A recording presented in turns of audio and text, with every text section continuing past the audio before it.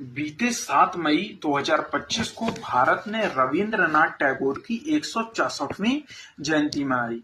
रविंद्रनाथ टैगोर, जिन्हें गुरुदेव के नाम से भी जाना जाता है, भारत के महान कवि, उपन्यासकार, नाटककार, संगीतकार, चित्रकार और शिक्षाविद थे। देख रहे हैं इनकी कितनी विधाएं थी।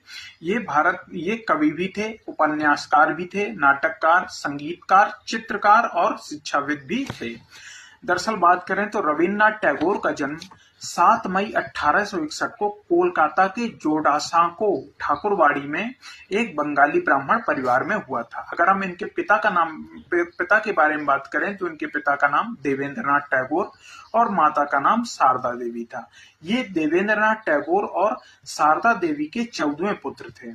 अगर हम बात करें तो एशिया के प्रथम व्यक्ति थे जिन्हें नोबेल पुरस्कार प्राप्त हुआ। इन्हें 1913 में इनकी काव्य रचना गीतांजलि के लिए नोबेल पुरस्कार, जो साहित्य का नोबेल था, उससे सम्मानित किया गया। तो ये पहले गैर यूरोपीय नोबेल विजेता बने थे। इनकी मृत्यु कब होती है? इनकी मृत्यु होती है 7 अगस्त 1941 को कोलकाता में।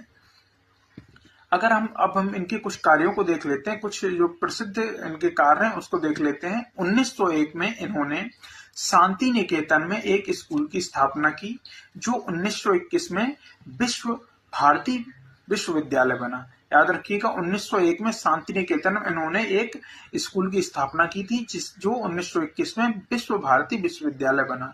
यहाँ उन्होंने प्रकृति के बीच खुली शिक्षा और रचनात्मकता पर जोर दिया था, जो आधुनिक शिक्षा का अनूठा मॉडल प्रस्तुत करता था।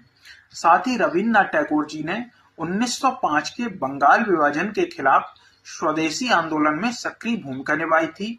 उन्होंने राखी बंधन उत्सव को हिंदू मुस्लिम एकता के प्रतीक के रूप में प्रचारित किया।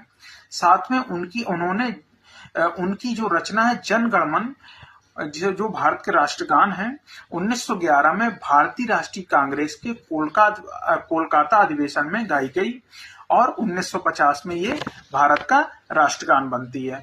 इनकी एक अन्य रचना आमार सोनार बांग्ला है। तो याद रखिएगा, ये एकमात्र ऐसे व्यक्ति हैं जिनकी रचना जो है दो देशों के राष्ट्रगान के रूप में गाई जाती है।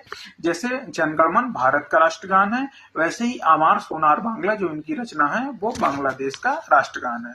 साथ ही 1919 की जलियांवाला बाग हत्याकांड के विरोध में रविन्द्रनाथ टैगोर जी ने अपनी नाइटहुड की उपाधि ब्रिटिश सरकार को वापस लौटा दी थी। तो याद रखिएगा, 7 मई 2025 को भारत ने रविन्द्रनाथ टैगोर जी की 164वीं जयंती मनाई।